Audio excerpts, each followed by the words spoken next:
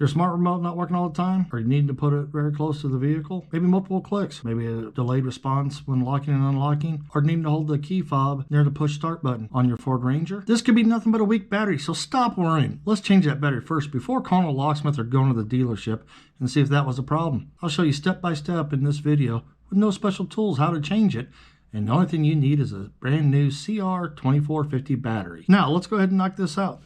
Take your remote, and you'll notice at the opposite side of your keyhole, you've got that little button right there. Push that bad boy in, and when you do, the emergency key will come out.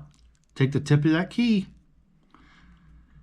opposite end where it came out, you get that indentation. You're going to push in there with the emergency key.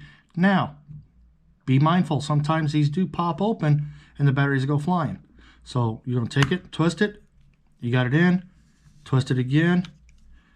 This one didn't come up all the way, so we're going to use our fingernail and gently pry the two halves apart, and you notice the battery wanted to come out.